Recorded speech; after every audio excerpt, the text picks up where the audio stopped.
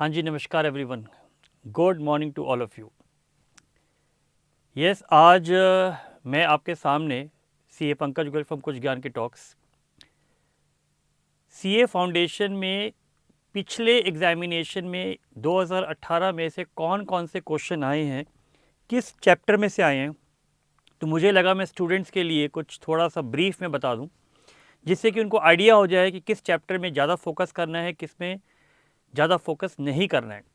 क्योंकि हम कहते हैं ना, कोई बनता नहीं सीए बातों से, ना जाने कितने नहीं सोए कई रातों से। तो बेटा एफर्ट तो करना पड़ेगा, बिल्कुल करना पड़ेगा। देखिए, चलिए हम आते हैं। देखिए, ये मैंने आपके लिए पास्ट पेपर का एनालिसिस कर दिया है।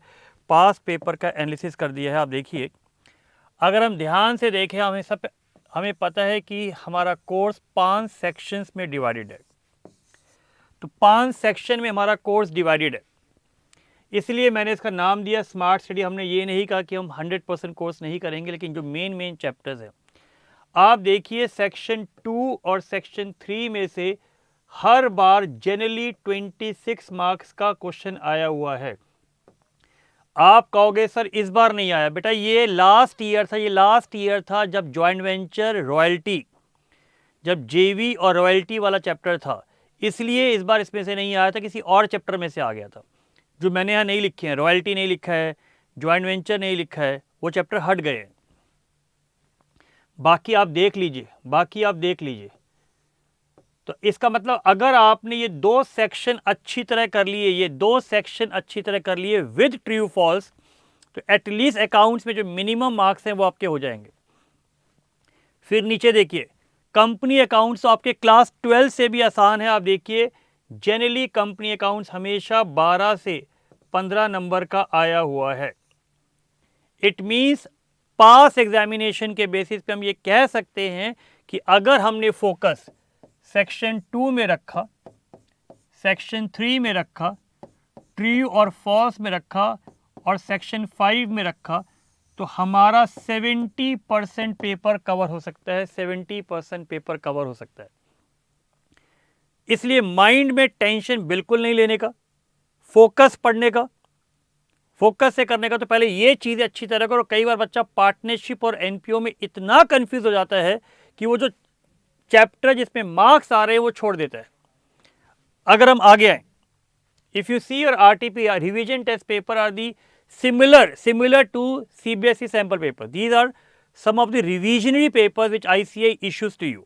Even in this paper, you can see section 2, 3rd and section 5 weightage is very good, very good.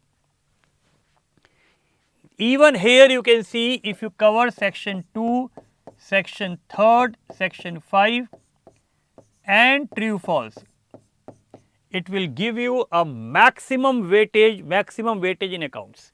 And similar approach you can use it for your other subjects also. Your other teachers will guide you accordingly. Mock test paper क्या होता है? जैसे आपके boards में pre board होते थे, ऐसे ICI भी हर अटेम्प्ट में एक मॉक टेस्ट पेपर देता है। वो जनरली प्रीवियस ईयर के पेपर्स या रिवीजन टेस्ट पेपर में से ही क्वेश्चन आते हैं। इसमें भी आप देख लीजिए।